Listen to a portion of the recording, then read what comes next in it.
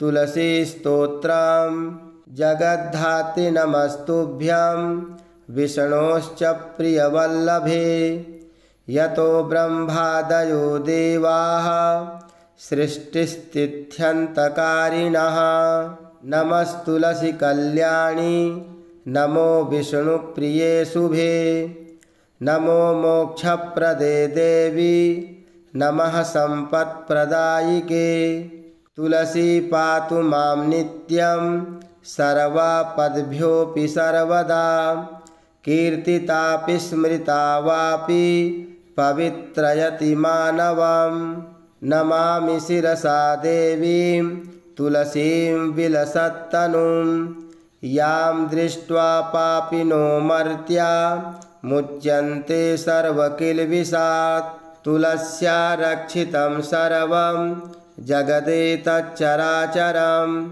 या विनिहन्ति पापानि दृष्ट्वा वा पापिभिर्नरैः नमस्तुलस्यतितरां यस्यै बद्ध्वाञ्जलिं कलौ कलयन्ति सुखं सर्वं स्त्रियो वैश्यास्तथा परे तुलस्या नापरं किञ्चित् दैवतं जगति तले यथा पवित्रितो लोको विष्णुसङ्गेन वैष्णवः तुलस्याः पल्लवं विष्णोः शिरस्यारोपितं कलौ आरोपयति सर्वाणि श्रेयांसि वरमस्तके तुलस्यां सकला देवा वसन्ति सततं यतः अतस्तामर्चयेल्लोके सर्वान् देवान् समर्चयन् नमस्तुलसी सर्वज्ञे पुरुषोत्तमवल्लभे पाहि मां सर्वपापेभ्यः सर्वसम्पत्प्रदायिके इति स्तोत्रं पुरा गीतं पुण्डरीकेण धीमता विष्णुमर्चयता नित्यं शोभनैस्तुलसीदलैः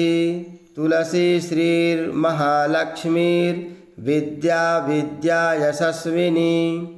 धर्म्या धर्मानना देवी देवी देवमनःप्रिया लक्ष्मी प्रियसखी देवी द्यौर्भूमिरचलाचला षोडशैतानि नामानि तुलस्याः कीर्तयन्नरः लभते सुतरां भक्ति मन्ते विष्णुपदं लभेत् तुलसी भूर्महालक्ष्मीः पद्मिनी श्रीर्हरिप्रिया तुलसी श्रीसखी शुभे पापहारिणि पुण्यदे नमस्ते नारदनुते नारायण मनःप्रिये ओम इति श्री पुंडरीककृतं तुलसी स्तोत्रं सम्पूर्णम्।